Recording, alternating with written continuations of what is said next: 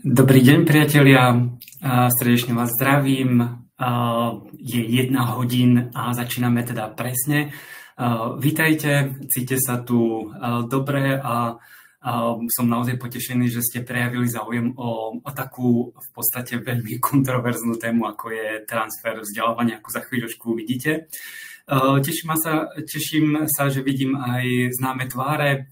A teším sa, že sú to aj ľudia, ktorí vlastne opakovane už boli vlastne na 3. webinári, čo je úplne fantastické. Super, dúfam, že ma dobre počujete, dobre vidíte. Ak by bol náhodou nejaký problém, prosím, dajte mi vedieť do chatu a možno je to aj dobrá príležitosť jednoducho vám predstaviť trošku to prostredie, ak ste v ňom prvýkrát. Je to aplikácia, ktorá sa volá Livestorm a používam ju na vlastne webináre s tým, že je to vlastne plne automatizované a je to proste úplne super. Každopádne, keď budete mať potrebu niečo komentovať, prípadne nejako diskutovať, máte po svojej pravej ruke dole vlastne takéto ako taby, kde si vlastne môžete povídať si, a to je presne určené na taký chat. Keď chcete položiť otázku, tak aby bola vlastne viditeľná pre mňa, lebo v chate sa to niekedy môže samozrejme schovať, tak vlastne položte prosím otázku v tej sekcii otázky, potom s ňou viem pracovať lepšie. Je tam aj sekcia ankety, kde mám pre vás pripravenú myslím 1 alebo 2 anketky. A okrem toho sú tam ešte linky, tie vám postupne zverejním. Viacerí z vás ste už vlastne použili to emoji reakcie, čiže keď na to kliknete, môžete si vybrať akúkoľvek vlastne emoji a môžete takto reagovať aj počas toho, ako budem vykladať. Veľmi ma to bude motivovať, takže super, ďakujem pekne. Ešte organizačne, čo sa toho týka, ak by ste nemohli sa zúčastniť z celého webinára, nič sa nedeje, vlastne záznam bude vždy k dispozícii, v podstate vám aj príde mailom. Ak by ste chceli potom, povedzme, ten webinár doporučiť vašim kolegom alebo kolegyňam, ja zvyčajne potom aj z toho vyrobím blog spolu so záznamom, takže bude to k dispozícii, aby niekto nemal možnosť. Eventuálne pre vás, keby ste si vlastne niektoré sekvencie chceli pozrieť alebo počasie zistíte, že a teraz by sme sa na to mohli pozrieť. Takže super, myslím, že toto máme zvládnuté. Ak by bol nejaký problém, prosím, dajte mi vedieť. No a poďme na transfer vzdelávania. Mňa, priznám sa, inšpirovala vlastne post firemného vzdelávania, ktorí vlastne robili prieskum firemného vzdelávania v Českej republike a na Slovensku.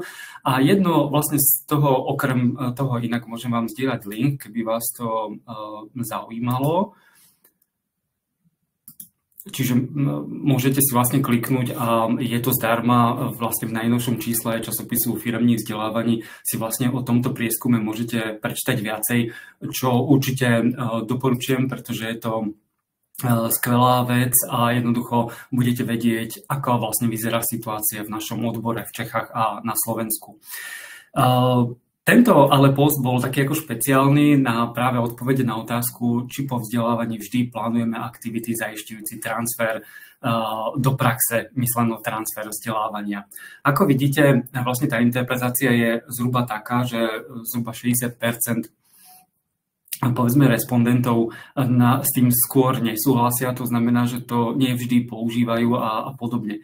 Což si myslím, že je veľmi, povedzme, oči otvárajúce zistenie aj vďaka tomu, že jednoducho vieme, na čom môžeme popracovať. A napadlo mi, že sa ešte pozriem na Seduo report, keď si pamätáte, opäť vám viem zdieľať link. Je to vlastne stav firemného vzdelávania opäť v Čechách aj na Slovensku za rok 2022. A tam som, povedzme, vytiahol jednu veľmi zaujímavé zistenie, ktoré sa týka práve vyhodnocovania vzdelávacích aktivít. A ako si všimnete, tak vlastne dominantnou je vyhodnocovanie spätnej väzby hneď po skončení, povedzme, vzdelávania, niekoľko celoročných hodnotiacich pohovorov a až na 3. mieste je to podľa nejakých tvrdých čísel. Prečo to vlastne dávam do kontextu tieto dve zistenia? Pretože domnievam sa, že spolu súvisia. Jednoducho, tuto vidíme, že vlastne organizácie veľmi neuvažujú nad tým, ako zaradiť, povedzme, transfer alebo tie aktivity podporujúce transfer vzdelávania do praxe. A tu zároveň vidíme, že povedzme, akým spôsobom vyhodnocujú firmy vzdelávanie. Samozrejme, že je dôležité vyhodnocovať viaceré aspekty, ale pozrite sa, keď sa pozrite na to, tak prenesené, metaforicky ma napadlo také prirovnanie, že predstavte si, že by ste svoj obchodný tím hodnotili podľa toho, ako ich hodnotia vlastne ich obchodní klienti, to znamená, či sú s nimi spokojní, či sa k ním správajú dobre a či sa pobavili pri tom stretnutí. Na druhom mieste by bolo kritérium vlastne výsledok vašej 360-ky. A až na treťom mieste by ste hodnotili tých ľudí na základe toho, koľko vlastne reálne predali. A toto je proste taká zvláštna prevrátená situácia vo vzdelávaní, kde my sa vlastne uspokojíme s tým, že OK, vzdelávanie sa uskutočnilo a tým pádom je to vybavené, zabudnite. To je presne vlastne moment, keď si treba uvedomiť, že tam ešte len ako poriadny kus práce začína, ako vlastne pomôcť ľuďom dostať sa vlastne to naučené, dostať do praxe a vlastne zlepšiť, pracujú lepšie a podobne. No a keď som sa nad tým tak nejaké zamýšľal, tak mi napadlo, že sa vlastne aj pozriem, čo je vlastne v oblasti transferu vlastne k dispozícii, jednak si prečítať alebo sa niečo naučiť. A zistil som, že vlastne tieto čísla vôbec nie sú prekvapujúce, pretože o transfere vzdelávanie toho veľa nenájdete. Ja inak taký ako referenčný model vždy používam, neviem, že či poznáte už letitú knižku Františka Hroníka Rozvoj a vzdelávanie pracovníkov. Myslím, že tá prvá verzia je z roku 2007, ak sa nemýlim, čiže už hodne teda stará publikácia a vlastne ju používam vlastne vždy ako taký benchmark, keď si chcem overiť. Vieme my už vlastne o týchto veciach niečo, čo máme popísané a na strane 174 som našiel jednu stranu venovanú transferu. Hroník ako si zaslúži kúdosť, že sa už tomu vlastne venoval, ale je tu vlastne taká jednoduchá stručná veta, že je možné vymyslieť veľa vlastne spôsobov a je len na nás, jak sa s tým popasujeme. No, nám úplne nepomohlo, takže preto sa samozrejme dovolím vám na dnešnom webinári aspoň ponúknuť takú inšpiráciu, na čím by sme mali asi uvažovať, lebo asi vás nepoteším, že určite neexistuje nejaké úplne jednoduché riešenie a vlastne bude transfer vybavený. Vo vzdelávaní to vôbec, keď sa nám to snažia vlastne predať často, že proste stačí si kúpiť túto aplikáciu a máte to vystarané. Vzdelávanie je oveľa zložitejšia vec. Dobre, takže poďme na to a ja si dovolím vlastne ešte, prečo mám takú ambíciu hovoriť o transfere, pretože my vlastne pri našich vlastne klientoch a projektoch sa vlastne snažíme o povedzme predstaviť aj ako takú možno koncept, s ktorým vlastne ako vôbec ja nazerám na to vzdelávanie. V prvom rade, a to vždy opakujeme, nie sú to nejaké poznanie, ktoré nás vedie k tomu, že tieto veci jednoducho nejakým spôsobom treba uchopiť inak. A prvá myšlienka je, že vzdelávanie je proces. To znamená, že nie je možné očakávať, že povedzme nejaká jednorazová intervencia proste zmení niečo, zmení správanie, chovanie ľudí alebo niečo podobné. Jednoducho je to oveľa zložitejšie a je to oveľa dlhodobejší proces, ktorý treba premyslieť a správne nejakým spôsobom vykonať. Druhá myšlienka je, že vzdelávanie nie je cieľom, ale prostriedkom. To my, ktorí sa venujeme úplne ako na to vieme fokusovať, že to vzdelávanie je proste úplne najdôležitejšie, bez pochyby je, ale vlastne v prípade práve firmného alebo nejakého je to vždy len prostriedok na dosiahnutie nejakého cieľa a ten cieľ je zvyčajne nejaké zlepšenie, zvýšenie výkonu, získanie niečoho nového a tak ďalej. Takže musíme sa vlastne pokorne vysporiadať s tým, že vlastne takto ako fungujeme. A keď si to dáte do kontextu práve s transferom, tak vás presne na to upozorňujeme, že jednoducho vzdelávanie má vtedy zmysel, ak jednoducho sa nakoniec prejaví pozitívne, pokiaľ možno v tej praxi alebo v tej konkrétnej činnosti. Až také jednoduché to je. Na druhej strane, ako dosiahnuť to už úplne také jednoduché nie je. No a princípy, ktoré my uplatňujeme v Opuse, sú vlastne tri, ktoré krásne vlastne zhmotňujú tú vlastne ideu. V prvom rade vzdelávanie má dopad, to znamená, že nemá zmysel robiť vzdelávanie, ktoré sa nejakým spôsobom neprejaví na nejakých zmenách, proste by to bolo len vzdelávanie pre vzdelávanie. Druhá vec je zmocnenie, to znamená aj najdôležitejším článkom vo vzdelávaní je práve ten učiaci sa, ten človek, ktorý sa má niečo naučiť, takže sústrediť sa pozornosť na ňo a tak povedať, ako zmocniť ho k tomu, aby aj prevzal zodpovednosť za ten svoj rozvoj.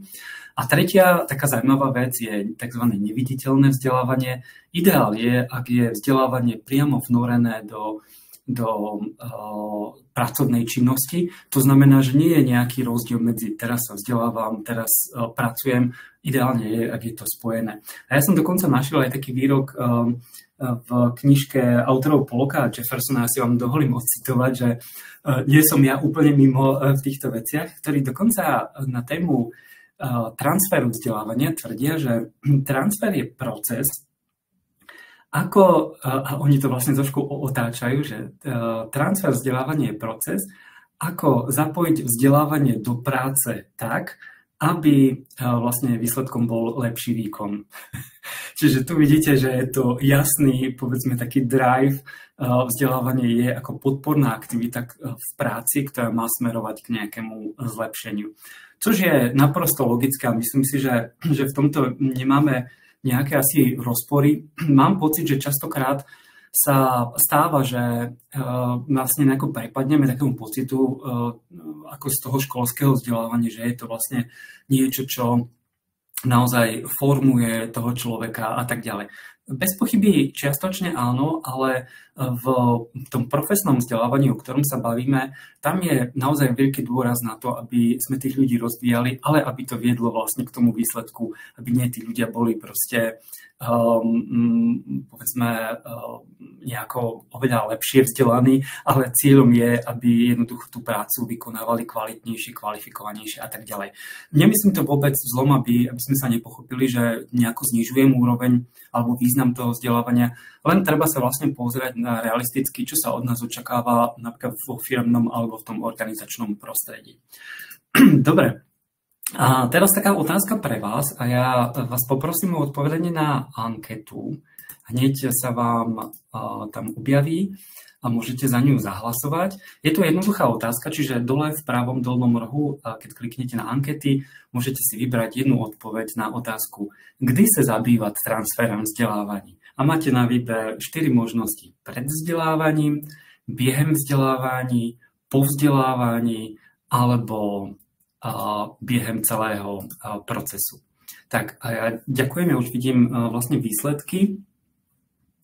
Väčšina z vás veľmi šikovne a rozumne odpovedá. Super, ešte počkáme, kým dohlasujú ostatní. Tak ja už môžem naznačiť, že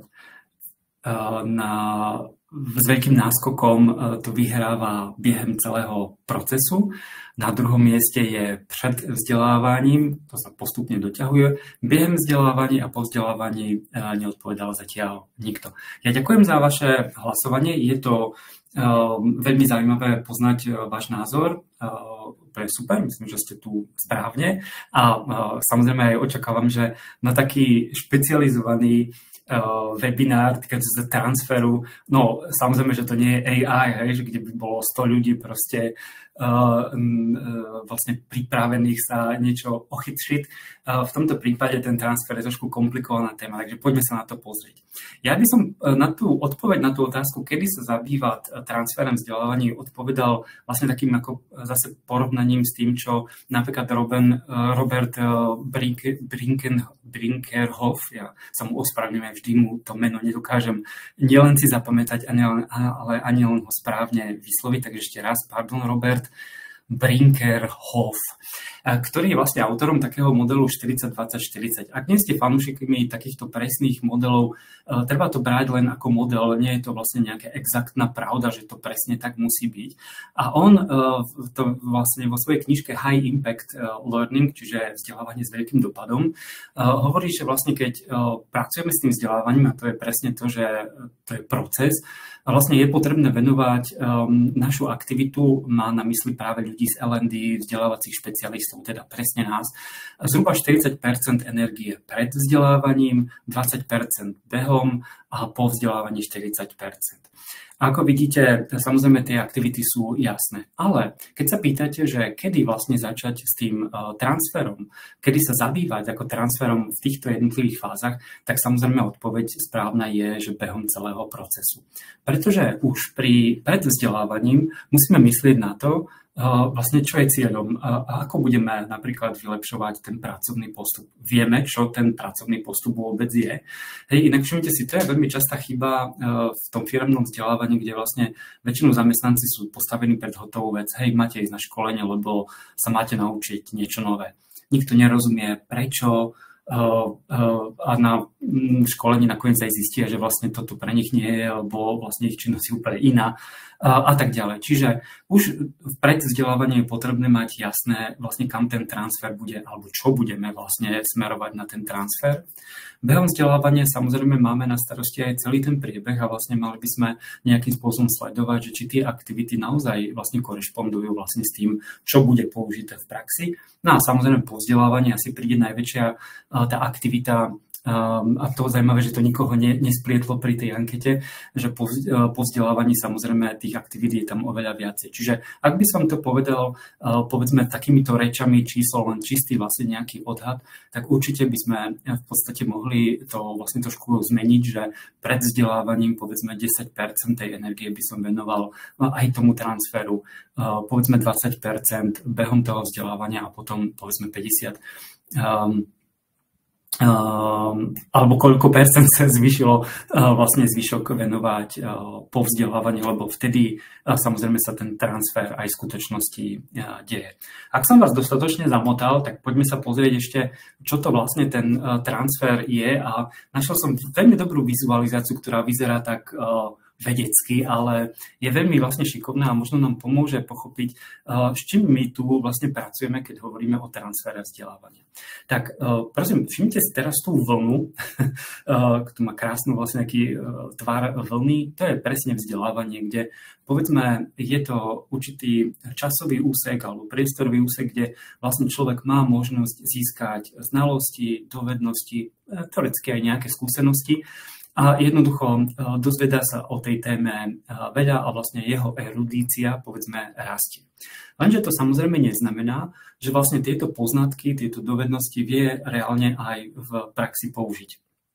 Stačí jednoducho, predstavte si, keby som vás teraz na webinári učil, ako si opraviť defekt na vašom kole, tak mohol by som tu naozaj púšťať videá, vysvetľovať vám to, reálne vám to ukázať, ale pokiaľ si to nevyskúšate, tak jednoducho asi to vedieť nebudete, respektíve budete nejakým spôsobom zlyhávať v nejakých častiach. Keď hovoríme o transfere, hovoríme vlastne o rozširovaní tej kompetencie o praktické skúsenosti. To znamená, že samozrejme o transfere už hovoríme vtedy, kedy povedzme ten človek, ktorý sa niečo naučil, má možnosť povedzme tie naučené veci skúšať v reálnej praxe, jednoducho v reálnom prostredí a jednoducho zberá skúsenosti, ako to funguje, aká je vlastne reakcia. A všimnite si, že vlastne ten, ako vidíte zľava doprava vlastne ako ten bobtná tá kompetencia. Čiže ak vlastne ukončíme ten transfer, znamená to, že vlastne ten človek je nielen kompetentný, povedzme, znalosťami alebo dovednosťami, ale je už takzvané, je to také anglická kombinácia on the job competence, to znamená, že je kompetentný na tom svojom pracovnom mieste pri vykonávaní tej svojej pracovnej pozície. Všimnite si, že vtedy aj pekne je to tam graficky, že sa vlastne tá kompetencia postupne ako keby ubudali alebo sa skôr transformovali tie teoretické poznatky, to všetko, čo zo vzdelávania máme, do vlastne tej praktickej skúsenosti. Inak vo vzdelávaní aj tie praktické skúsenosti častokrát nazývame aj tzv. Tacitné znalosti. To sú vlastne nejaké naučené, povedzme, spôsoby riešenia určitých situácií a tak ďalej, ktoré si v podstate neuvedomujeme, alebo dokonca už sme aj zabudli dôvod, prečo to takto robíme. Jednoducho naučili sme sa to takto, funguje to, takto používame. No a práve pri téme transfere niekedy sa vlastne stretávame s týmto, že si ľudia, a je to želaná vlastne vec, že ľudia si vlastne tie, a samotný aj názov transfer o tom napovedá, že aj ľudia si samotné vlastne tie poznatky potom nejakým spôsobom transformujú do toho, čo potrebujú pre vykonávanie svojej práce. Môžete si to častokrát všimnúť na ľuďoch, ktorí sú dobrí vo svojej práci, veľmi často majú vlastne unikátny štýl, vypracujú si to samostatne. Toto inak poznanie je strašne dôležité, lebo ak my sa snažíme aj ten transfer robiť tak, že robte toto, neustále vlastne na tých ľudí tlačíme, ten výsledok je tomu, že to ľudia povedzme budú robiť, lebo sú pod tlakom, ale nebude to vlastne nejaká organická skúsenosť alebo niečo, čo je skutočne kľúčové. Prečo je to dôležité? Je tá vlastne tá tretia časť, tá udržateľnosť, pretože až tam sa vlastne ukáže tá skutočná hodnota vzdelávania, ktorá spočíva v tom, že tí ľudia vedia priniesť aj niečo nové. Toto už je vec, ktorá povedzme aj v tom firemnom alebo organizačnom vzdelávaní nie je úplne nevyhnutná alebo nevždy ju vlastne očakávame.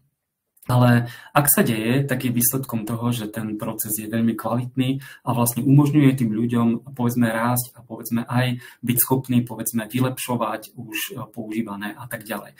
Inak, keď hovorím, že nie je to častokrát želená hodnota, jednoducho neuvažuje sa nad tým, že by to išlo až tak. Väčšinou úplne stačí vo firmách tá prvá meta, aby bol schopný vykonať tú prácu a to je v poriadku. Všimnite si, že ešte taká vlastne zaujímavá vec, keď sa dívate na tú vizualizáciu. Najjednoduchšie to asi bude si vlastne vysvetliť na jednoduchej pracovnej činnosti. Predstavte si, že zaškolujete človeka za nejakým výrobným pásom, kde má obsluhovať jedno zariadenie, napríklad zatiahnuť 3 skrutky. Povedzme nejaká veľmi jednoduchá činnosť. Poskytnete povedzme nejakú inštruktáž, demonštráciu, predvediete mu to, on si to potom chytí a potom pod dozorom vlastne ho kontrolujete a upozorňujete, doťahuješ to málo, doťahuješ to príliš, proste vylepšenie toho procesu, chvíľu sledujeme, už to je schopný vykonávať takmer bezchybne, perfektne môže vlastne fungovať. Všimnite si, že vlastne ten transfer tej získanej nejakej dovednosti je veľmi rýchly, je vlastne prakticky okamžitý. Bolo by super, keby to tak bolo všade, lenže predstavte si, že väčšina pracovných pozícií je oveľa zložitejšia. Väčšinou pracujeme s niečím, čo sa nedá úplne predvídať a jednoducho oveľa ťažšie sa to povedzme takto step by step plánuje a natrénuje. To proste ako nie je možné. Preto ten transfer vlastne vyžaduje to pridanie tej vlastnej skúsenosti a tak ďalej. Snáď si rozumieme, keby náhodou nie, tak povedzte, respektíve napíšte. No a ešte keď hovoríme o transfere, je dôležité vlastne vedieť, že rozlišujeme tzv. Blízky a vzdialený transfer. Môžem vás upokojiť, že nie je to nič komplikované. V zásade v 90% pracujeme s tým blízkym transferom. To znamená, že je to vlastne veľmi krátky čas od vtedy, kedy vlastne dokončím, sa niečo naučím a rovno to aplikujem v praxi. Kvôli tomu je to aj blízky transfer, lebo vlastne rovno prechádzame do tohto transferu. Vzdialený transfer spočíva vtedy, keď vlastne ja to ešte vysvetlím detailnejšie len pre predstavu, kedy na jednej strane môžeme veci, ktoré sme sa naučili v úplne inom kontexte, použiť na niečo nové. Napríklad napadol mi taký príklad, povedzme, ste dobrý šachista alebo šachistka a teraz si predstavte, že povedzme nejaká stratégia zo šachu sa vám môže povedzme zísť v biznise. Čiže vlastne niečo naučené v úplne inom, v podstate v športe, vlastne použijete v úplne inom prostredí. A to je tzv. Vzdialený transfer. To znamená, že neučili ste sa to programovo, ale nejakým spôsobom sa to dá použiť. A druhé vysvetlenie je vzdialený transfer vtedy, ak vlastne ide skôr o prípravu človeka na niečo, čo ho pravdepodobne čaká. Môžete si to predstaviť napríklad rôzne programy pre talentov alebo rôzne manažerské vzdelávanie, kde sa vlastne ľudia pripravujú dlhodobo na nejakú, povedzme, pracovnú pozíciu, prípadne väčšiu zodpovednosť a podobne. Čiže nedá sa to úplne trénovať na reálnych podmienkach, je to vlastne nejaké príprava. Čiže to je v tomto rozdiel. No a keď sa na to pozrieme detailnejšie, s blízkym transferom vlastne pracujeme najviac. Je to jednoducho, väčšinou sú to pracovné činnosti, ktoré sú opakované, ktoré sa dajú je na to nejaký postup. Väčšinou máme dokonca k tomu aj nejaké normy, nejaké pravidlá a tak ďalej. Čiže podstatou je tých ľudí to naučiť, zmeniť ich, povedzme, aj prístup k tejto veci a vlastne uviesť to do praxe. Najdôležitejšie na tom je, to nie je nič ako zložité, to je jasné, najdôležitejšie na tom je, že všimnite si, kto sú aktéri toho blízkeho transferu. Jednak je to samozrejme ten učiaci sa, ale vstupujú do hry aj vlastne ďalší, ako väčšinou nadriadený, nadriadená, kolegovia a samozrejme vzdelávací špecialista, ktorý by toto mal mať nejakým spôsobom v rukách, respektíve ten celý proces nejakým spôsobom riadiť. A tu sa inak dostávame do takej kritickej situácii, že väčšinou pri tom transferi sa vlastne ako keby už sa transferu ako nemá kto venovať po nejakom vzdelávaní. Že napríklad aj vzdelávací špecialisti sa proste sústredia na to vzdelávanie, aby to prebehlo organizačne, a neviem, hej, dostanú ľudia certifikáty, vybavené, odškrtneme to a ideme ďalej.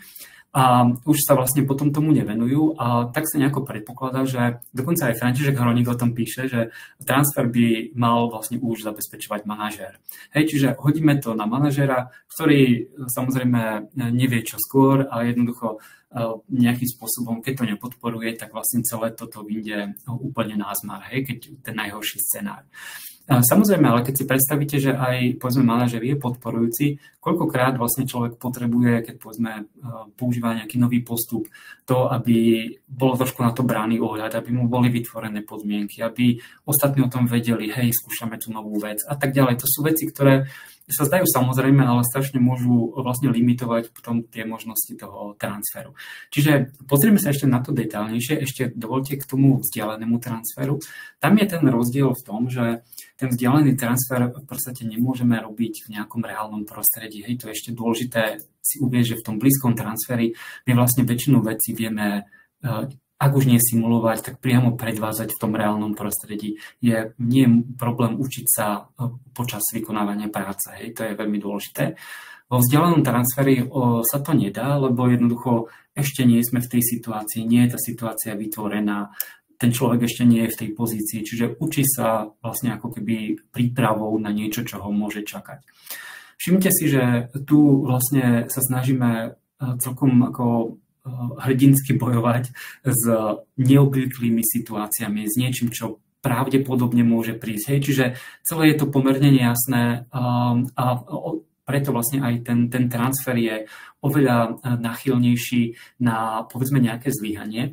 A preto si všimnite, že vlastne medzi tými aktérmi sa už objavuje skôr mentor a coach.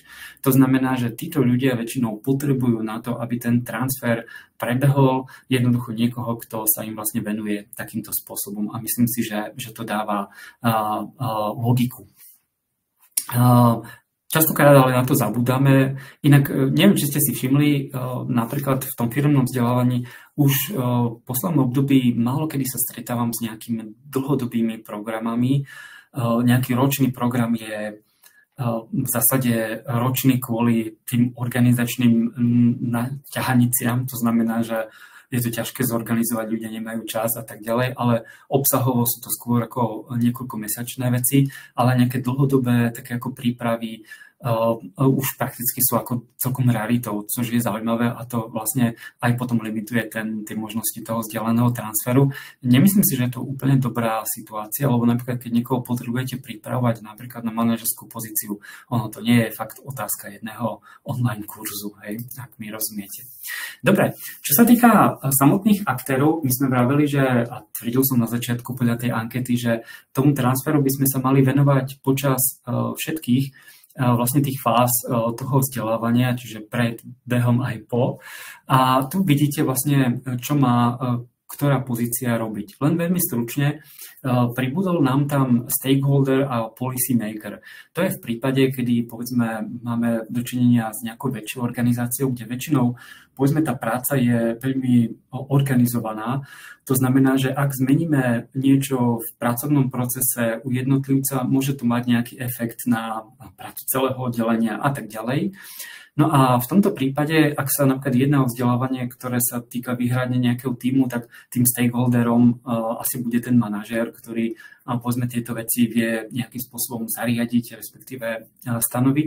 U väčších organizácií tam treba uvažovať aj o tom, že povedzme sú napríklad na niektorých korporátoch nájdete aj pozície ľudí, ktorí ako sa venujú tomu dizajnu, celej vlastne ako organizácie práce a podobne, štruktúry a podobne. Čiže títo ľudia sú asi relevantní v tomto procese a je dobré ich mať na svojej strane.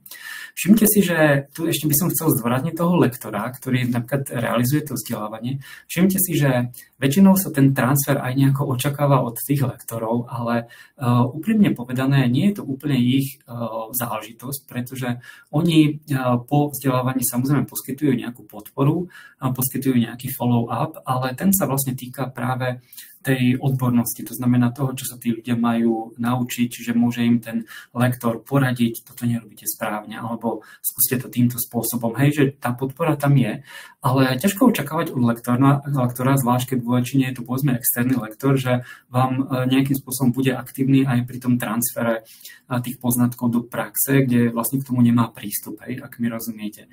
A to je presne vlastne dôvod, prečo tam máme viacero tých aktérov, lebo to nie je len záležitosť toho učiaceho sa. A teraz vás možno napadá, že kde máme práve toho vzdelávacieho špecialistu, čo on robil, lebo predpokladám, že toto vás najviac zaujíma. Jasne, my musíme aj manažera proste naháňať na to, aby vlastne s tým účastníkom pracoval, pomohol mu a tak ďalej. Na druhej strane, kde je vzdelávací špecialista. Takže prosím, keď vás môžem požiadať, aby ste sa zamysleli nad tým, ja vám tú tabuľku nechám, čo by podľa vás mal špecialista vzdelávania robiť? A povedzme, nemusíte teraz akože pred, behom a po. Skúste povedzme také ako možno zhrnúť, že z vašho pohľadu, keď takto vyzerá transfer, čo by mal vzdelávací špecialista mať na starosti počas toho procesu? Môžete vybrať, povedzme, len taký ako brain writing, to znamená niečo, čo určite je tam dôležité. Počkám, kým si premyslíte. Ono to nie je jednoduchá otázka. Samozrejme, že ani tá odpoveď určite nebude proste úplne presná, lebo to záleží samozrejme od mnohých aspektov. Teraz premýšľate všetci intenzívne, že čo by tak asi mohol vlastne ten vzdelávací špecialista. Asi sa zhodneme na tom, že povedzme nejakú tú organizačnú stránku, prípadne ako viesť celý ten proces je bez osporu ako dôležité, lebo je to stále vzdelávanie, je za to zodpovedný ten vzdelávací špecialista, takže organizovať to celé. Hej, niekto nám píše, tak ešte počkáme chvíľočku, keď popremýšľate nad tým.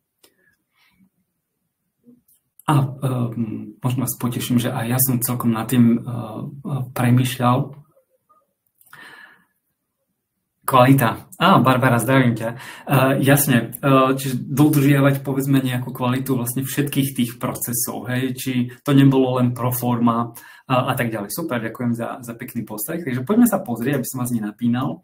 Čo taký špecialista alebo ten, kto povedzme mu záleží na tom vzdelávaní, kto ho celé nejakým spôsobom organizuje, mal by robiť asi toto. Všimte si, že ďakujem aj Lucii za príspevok metodické vedenie organizácie. Áno, komunikácia, perfektne.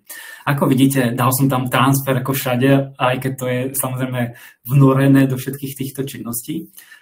Pred vlastne vzdelávaním ten špecialista vzdelávania by mal samozrejme sa podieľať na tom dizajne toho kurzu alebo toho vzdelávania, produkovať ho, ale samozrejme komunikovať, vykomunikovať to so všetkými, s manažérom, stakeholderom, s učiacimi sa a samozrejme myslieť na to, akým spôsobom to budeme implementovať do praxe. Keď ste boli na mojom predchádzajúcom webinári týkajúce sa design briefu, my sme hovorili práve o tom období pred tým vzdelávaním, že jak vlastne to celé povedzme uchopiť. A jednou vlastne z častí design briefu je, že sa vlastne pýtame, ako pracujú tí, ktorých máme vzdelávať. To znamená, čo je ich pracovnou činnosťou, v akom pracovnom prostredí fungujú a tak ďalej. Toto všetko vám dá veľmi zásadné informácie na to, aby ste ten transfer vedeli realizovať. Taký príklad z praxe si pamätám, že pripravovali sme design takého workshopu prezentačných dovedností pre jednu, myslím, že to bola poisťovňa. A najlepšie bolo, že lektor tam proste pripravil, pol dňa budeme tráviť tým dizajnom slajdov na prezentácii.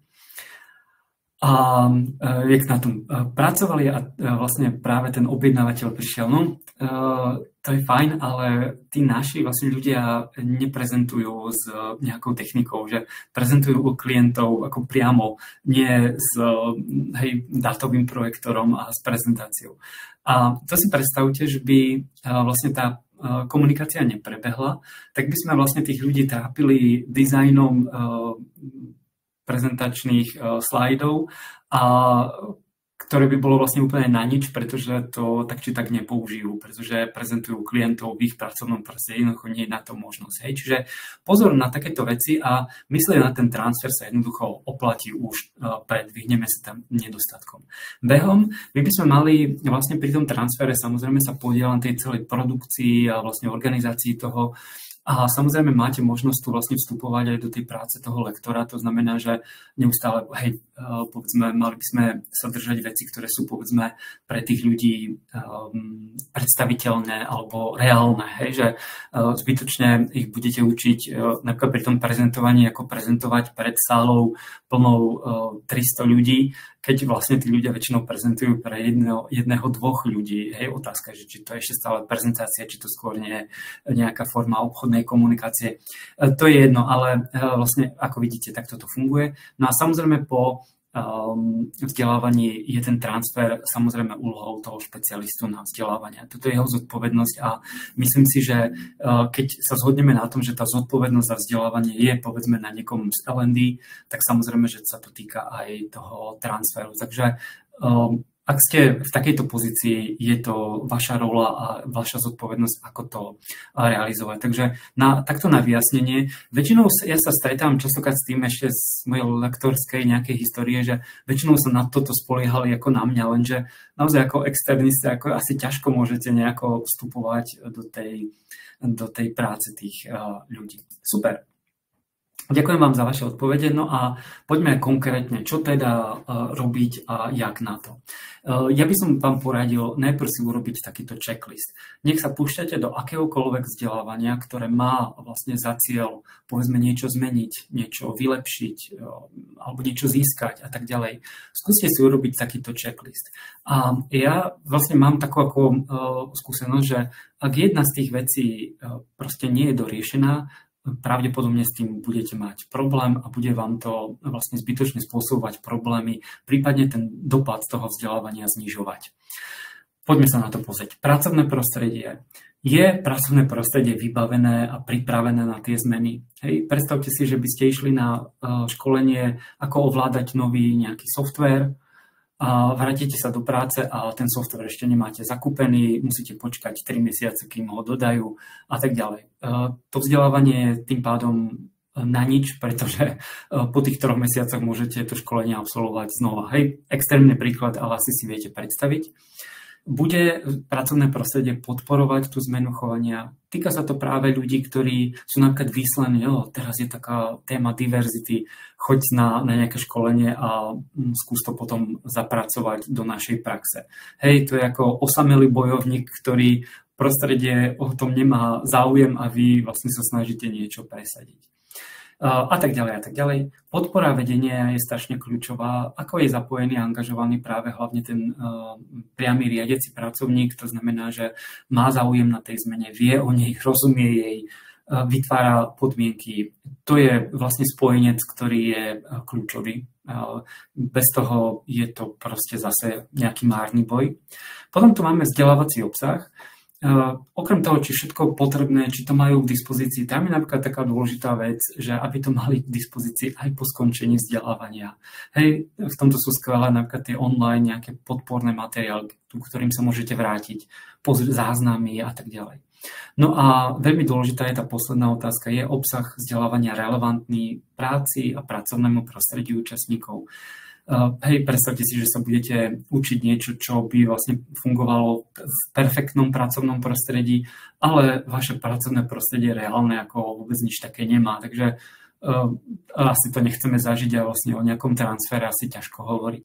No a v neposlednom rade, tá motivácia tých účastníkov a účastníc, keď ste si všimli ten rodový jazyk, snažím sa to dodržiavať, ale niekedy to aj graficky to komplikuje, ospravedlňujem sa.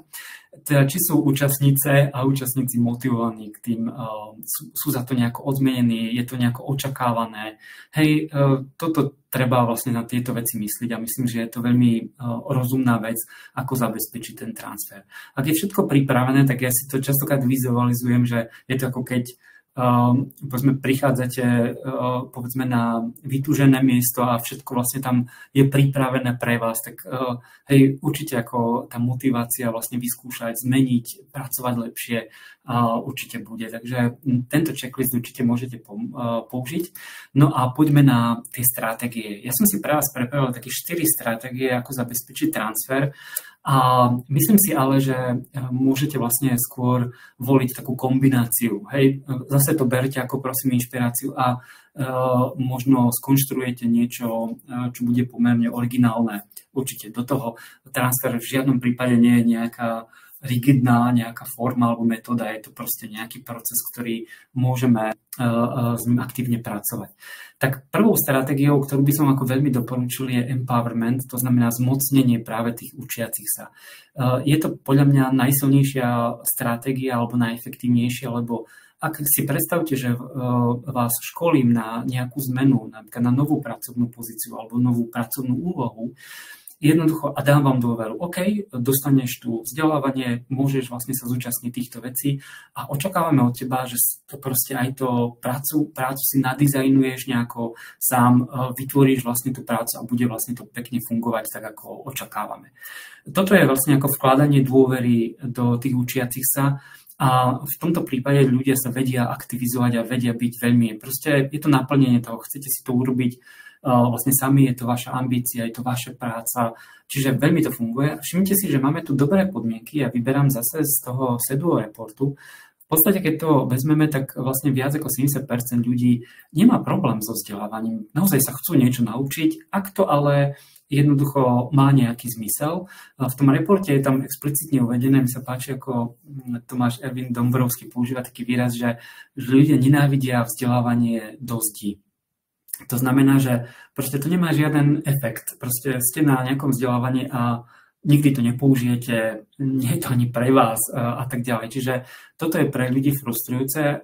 Bohužiaľ, častokrát také vzdelávanie je časté. Myslím, že sa tomu treba vyhnúť. Lebo vidíte, ľudia ako s tým nemajú problém. Myslím, že dnes aj to dobre chápu, že toto je proste nejaká kariérna príležitosť. Keď ešte sa týka toho empowermentu, ako si to predstaviť, jednak vlastne to vlastne sa skladá z dvoch častí. Necháte ľudí alebo vložíte do nich dôveru, to znamená majú nejakú autonómiu alebo vlastne možnosť veci si zariadiť ako uvážia. A druhá vec je vytvorenie podmienok na to. To znamená, ak potrebujú na to, povedzme, nejaké vybavenie, nejaké zmeny, nejakú súčinnosť od nás, jednoducho, ak sme na to pripravení, vtedy vlastne ten empowerment je veľmi ako silný nástroj. No a empowerment môže byť individuálny, skupinový a organizačný. To znamená, že môžete to vlastne aj takto nejako škálovať. Individuálny je samozrejme ten, ktorý sa týka jednotlivca, skupinový, napríklad ten tím sa snaží, povedzme, vylepšiť to, ako pracujú a povedzme, ten empowerment môže byť aj skupinový. Potom organizačné už samozrejme tu už hovoríme o povedzme trošku inej situácii, ale do istej miery sa to napríklad týka mnohých tých, ktorí máte povedzme nejakú materskú spoločnosť. Viete, ako napríklad ten empowerment v zásade nefunguje. To znamená, urobí sa tak, ako povie vedenie niekde v inej krajine. Hej? Že jednoducho bez nejakého povedzme reflexie toho, ako to vlastne reálne vyzerá v týchto veciach. Čiže toto je veľmi dobrá vec a ja vlastne za ten empowerment ako sa veľmi ako snažím ako ho nejako promovať. Druhá stratégia je zase komunikácia kampaň. Ja viem, všade je toho veľa, proste tej komunikácie, no všade, kde ste pripojení alebo povedzme aktívni, proste sme zahltení tými informáciami, notifikáciami a tak ďalej. Ako to robiť? Väčšinou sa vlastne spoliehame na tú komunikáciu formou nejakých mailov a podobne. Tí, čo pracujete v tom prostredí, viete, že to proste je ťažké vlastne vnímať, keď to prichádza vlastne neustále príval rôznych vecí. A ťažko očakávať, že práve váš e-mail o vzdelávaní bude nejakým spôsobom rezonovať. Preto používame sofistikovanejšie techniky, ale chcem zdôrazniť, že tá komunikácia je naozaj kľúčová. Ja teraz mám možnosť robiť také edu snídanie, kde vlastne moderujem takú panelovú diskusiu vlastne s ľuďmi, vzdelávacími špecialistami alebo L&D manažérmi, ktorí rozprávajú o tom, ako pracujú. A väčšinou sa vlastne objavuje taký pattern, že ak chcú niečo v spoločnosti alebo v tej organizácii dosiahnuť, ak zavádzajú niečo nové a podobne, tak kľúčom je proste neustále obiehávanie a komunikovanie so všetkými zainteresovanými. Hej. Pamätám si jedna pani, ktorá má na starosti vo verejnej inštitúcii to vzdelávanie, tak vraví, že ona proste ako nedá pokoj, kým vlastne tie veci sa nepohnú. Hej. Čiže viem, nie je to úplne radostný návrh, ale tá komunikácia je vlastne nájsť spôsob, ako komunikovať. Veľmi dobre sa tu vlastne uplatňujú také komunikačné taktiky, ako povedzme naozaj dostať na svoju stranu nejakého ambasádora z vedenia alebo podobné.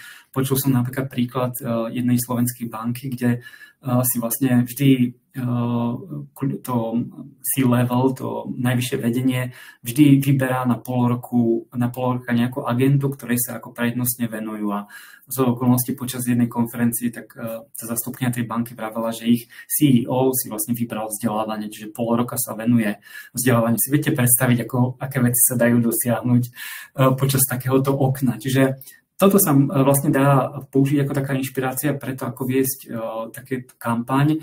Ja sa nebojím vlastne používať to slovo kampaň. Vzdelávacia kampaň je veľmi zaujímavé nástroj, ako to robiť. Tu by som vám napríklad ponúkol takú inšpiráciu, ona sa to vlastne používa ako nudge learning, také ako štouchnutí, to znamená, že neustále sa vám, alebo vzdelávanie sa vám ukazuje tam, kde ste najviac zastihnutelní, napríklad na displeji vášho mobilného telefónu. Je napríklad taká aplikácia, ktorá umožňuje napríklad posílať či už na WhatsApp alebo Teams alebo čokoľvek, vlastne takéto pripomienky alebo rovno nejaký obsah, ako vidíte na tej vizualizácii. Čiže dá sa povedzme toto ponímať aj takýmto spôsobom a napríklad po tom vzdelávaní môžu účastníkom prichádzať povedzme takéto typy. Hej, skúšali ste už využiť v praxi toto, čo ste sa naučili na tom kurze, hej, znova nejaké pripomenutie. Čiže toto môže fungovať ako veľmi zaujímavý mechanizmus. Tu by som ale doporučil si toto celé, povedzme, nejako sledovať a napríklad vidíte na základe nejakých dát, že či ľudia na to klikajú, či sa niečo mení, hej, či to má nejaký význam a postupne to vlastne vylepšovať. Tak, treťou veľmi priamočiarou, ale opäť veľmi efektívnou stratégiou je zaangažovanie toho lídra. Toto je taký kľúčový bod, už som o tom hovoril. Ideálom je podľa mňa, keď líder je v tom vzdelávaní zaangažovaný ako nejaký coach, mentor alebo niekto, kto má nejakú formu nejakej gestie na tom vzdelávaní. A keď to vlastne príjmajú za svoje, tak samozrejme aj ten transfer je potom jednoduchší, pretože títo ľudia vám pomôžu tie vlastne zmeny nejakým spôsobom dosiahnuť, lebo majú na to nejakú kompetenciu alebo právomoc. A veľmi často som si všimol, že sa vlastne to používa tak, že povedzme robíme vzdelávanie pre povedzme zamestnancov a vlastne ich lídrov, povedzme, vlastne ich požiadame o vlastne nejakú doplňujúcu rolu, napríklad mentorov. Hej, že tí účastníci kurzu napríklad majú vytvoriť nejaký projekt alebo riešia nejaké zadanie a práve môžu použiť mentora ako svojho lídra, ako niekoho, kto im vlastne s tým poradí, respektíve im pomôže vlastne to vypracovanie zadať. Tým pádom, ako tých ľudí vťahujeme a vlastne zaujímajú sa o to a potom budú zaangažovaní aj napomocní pri tom uplatňovaní tohto v praxi. Proste vtiahneme ich rovno do tohto procesu. Tam, kde sa to podarí, aspoň moja skúsenosť je, že to potom teda je veľký rozdiel, pozitívny. Aj negatívny, ale hej, musíte natrafiť povedzme na človeka, s ktorým to potom neúplne funguje. Veľmi zaujímavým typom je learning contract. To je vlastne nejaká dohoda o vzdelávaní. V západnej Európe sa to celkom často používa. U nás, ja som sa s tým zriedka stretol. Občas sa to povedzme, že je to vlastne v tých korporátoch to majú vlastne v celej organizácii, takže to používajú. Funguje to tak, že vlastne sa spíše, čo presne má ten účastník absolvovať a ako sa zmení tým jeho práca, aká bude jeho nová kompetencia a podobne. A vlastne spisuje sa táto dohoda medzi jeho manažérom a tým učiacim sa. Vlastne takto je veľmi ako formálny akt, ale vlastne zabezpečuje to tým, že áno, toto je, povedzme, naša dohoda, takto máme postupovať a takto je to dohodnuté. Čiže potom oveľa lepšie sa, povedzme, aj ten transfer, keď tam, povedzme, máte dohodnuté, že, povedzme, bude manažér napríklad súčinný pri vytváraní toho pracovných podmienok alebo hej, a tak ďalej. Čiže možno by som uvažovala aj nad tým, ale prípadá mi taká, ako takticky oveľa lepší je vlastne ten prístup, keď toho lídra normálne do toho zaangažujeme a tak ďalej. Uvažovala som o tom, že či tam nedám aj také ako tretí bod, to by asi bolo ideálne, že neviem, či ste si všimli, možno, že je to tip na ďalší webinár, že veľmi často odlišujeme vzdelávanie pre manažérov a pre ostatných. Veľmi často sa to deje, ja som sa s tým párkrát aj v praxi stretol, že vyžadovali to proste, chceme to mať oddelenie. A potom ale vždy mi ako vrta v hlave, že to by vôbec ako nemalo byť oddelené. Naopak, vlastne, keď sa taký líder alebo líderka vlastne vzdeláva spolu s tým tímom, vytvára to zaujímavú dynamiku a nie je problém. Podľa mňa je to veľmi premárnená príležitosť, takže možno keď máte k tomu komentár, super. A stratégia číslo 4, ja s ňou mám najlepšiu skúsenosť zatiaľ, lebo sa dá v podstate možno prakticky najjednoduchšie zariadiť. Na ľavej strane vidíte, ospravedlňujem sa za angličtinu, ale snad sa v tom vlastne nájdete, je to vlastne takzvané spaced learning, ako to preložiť, je to vlastne nejako, povedzme, fázované alebo nejako dávkované vzdelávanie. A na tej ľavej strane vidíte taký graf, že vlastne tá zvislá vlastne čiara je vlastne, keď vzdelávanie skončí a potom sa vlastne nejako remembering, hej, ako pripomínanie sa vlastne, že tí ľudia napríklad dostávajú tie notifikácie. To môže byť vlastne tento príklad, povedzme, takéhoto snahy ako vyhnúť sa tomu zabúdaniu, hej, zapomínaniu, že jednoducho tým ľuďom pripomínate ten obsah, hej, prichádzajú im notifikácie, to znamená, že znova sa do toho pozrú. Čiže tú krivku zabúdania trošku splošťujeme. Oveľa lepší príklad, keď si pamätáte na tú zásadu, ktorú som tvrdil, že radšej vlastne integrovať to učenie priamo do práce. I vlastne väčšinou máme skúsenosť takú, že vlastne namiesto nejakého pripomínania vlastne sú títo ľudia v nejakom práve spolupráci s manažerom v nejakom časovom horizonte, sú pre nich pripravené nejaké špecifické pracovné úlohy, ktoré majú naplniť. A väčšinou tá pracovná úloha je taká, ktorá vlastne vyžaduje tie znalosti alebo dovednosti nadobudnuté v tom učení. Hej? Čiže napríklad, ja neviem, učí sa ovládať nejaký nový software a hneď vlastne o deň alebo o dva po skončení takéhoto školenia má prvú úlohu napríklad v tej aplikácii niečo vytvoriť.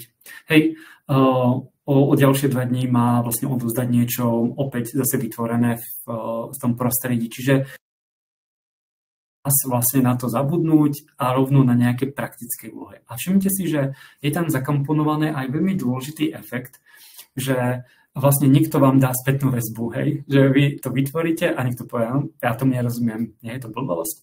Jednoducho, toto je ako čo by malo ako vlastne takéto učenie priniesť, to, že vlastne tú prácu odvádzate dobre, čiže vy potrebujete ten feedback. Na tej ľavej strane, keď len vlastne pripomíname, hej, pamätáte si na ten obsah, a niekto si povie, hej, pamätám si to, ale nejako to nepoužije, hej, zatiaľ to nepoužije v praxi, čiže chýba mu tá dovednosť. A keď chceme dosiahnuť ten transfer, musí tam byť tá pracovná úloha. Ja som to prezentoval, máme veľmi dobré riešenie napríklad s tými povinnými vzdelávaniami, napríklad nejaká compliance, hej, nejaká ako norma alebo nejaké pravidlo, ktoré majú ľudia dodržiavať. Ľudia nenávidia kurzy o compliance. A my sme tam napríklad urobili takú vec, že tí ľudia mali k tomu len nejakú SharePointovú stránku s informáciami, ako postupovať.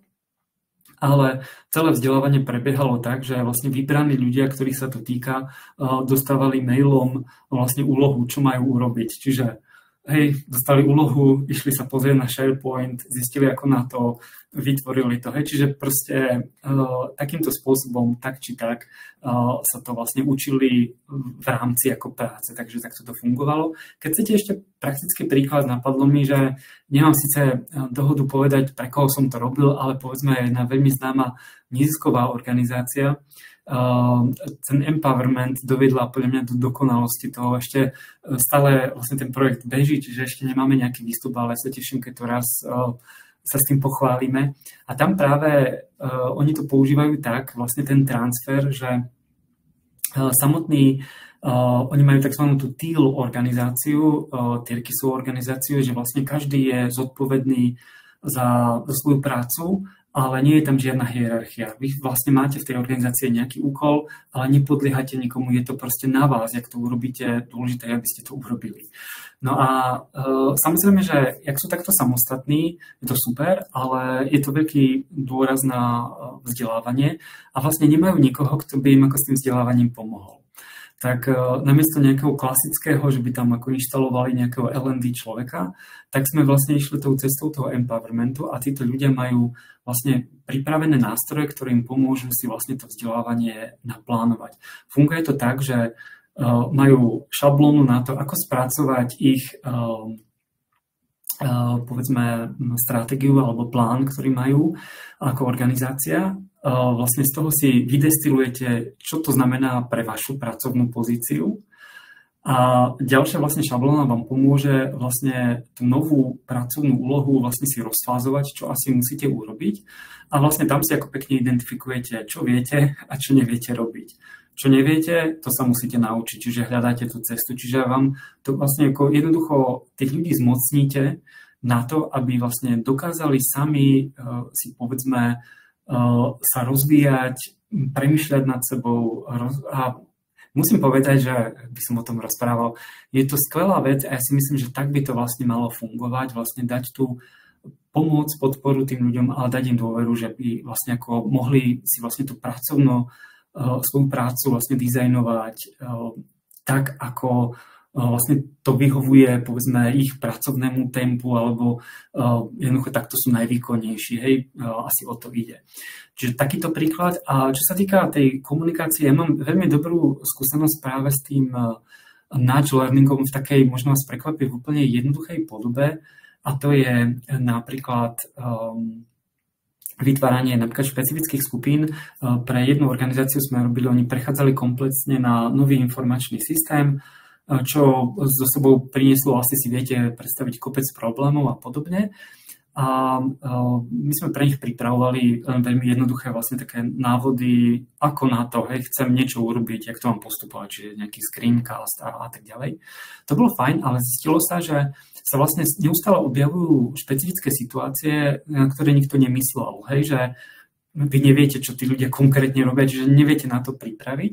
No a vlastne výsledkom, jak bola vlastne taká aj vlastne ako problémy, tí ľudia mali a neustále vlastne pribudali sa dotazy, tak sa vlastne ako nás vlastne požiadali, aby sme skúsili toto vyriešiť a nakoniec sa to vyriešilo veľmi elegantne a veľmi jednoduchým spôsobom tak, že a to je riešenie úplne jednoduché, v Teamsoch vlastne bolo vytvorený ako špeciálny vlastne nejaký channel pre ľudí s pracovnými pozíciami, ktoré sa týkali nejaké oblasti, ktorí tam práve vlastne tieto svoje skúsenosti zdieľali, prípadne pýtali sa, ako to robia ostatní a práve takýmto spôsobom sa vlastne opäť tie skúsenosti iných ľudí dostávali k ostatným a tak ďalej. Bol tam moderátor, ktorý do toho vlastne vstupoval, respektíve ten, kto mal na starosti ten systém, čiže vedeli im poradiť. A všimnite si, že opäť to nie je nič nové, tak toto funguje na internete už roky, že keď niečo hľadáte, tak určite nájdete nejaké fórum, kde ľudia diskutujú, ako túto vec robiť.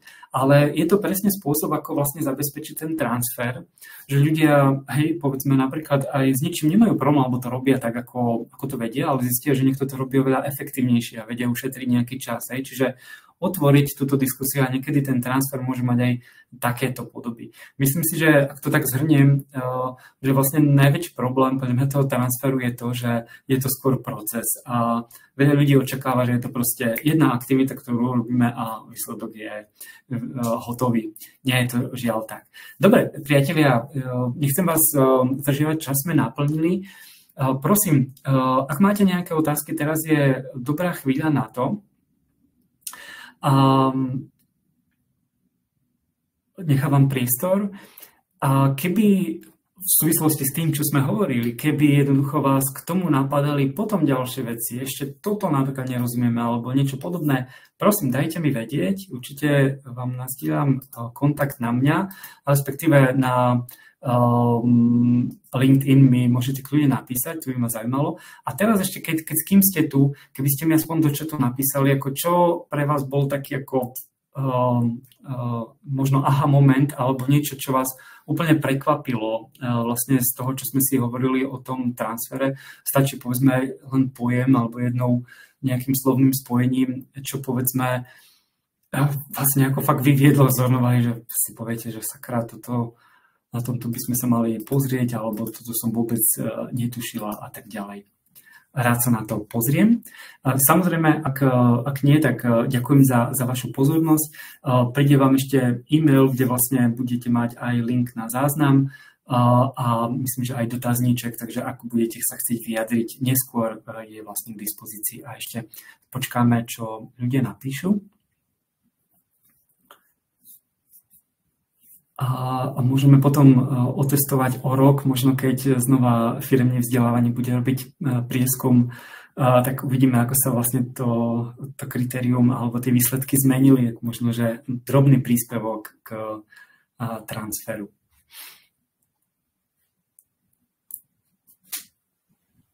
Od nás. Super, vidím, že Barbara píše, možno ešte niekto, takže... Super, ďakujem, Hanna, paráda, teším sa. Určite, priatelia, záznamy k dispozícii, tie slajdy vlastne nedávam na stiahnutie, ale vlastne môžete si ich kedykoľvek pozrieť na videu a budem sa tešiť zase niekedy na budúce, ale predpokladám, že asi až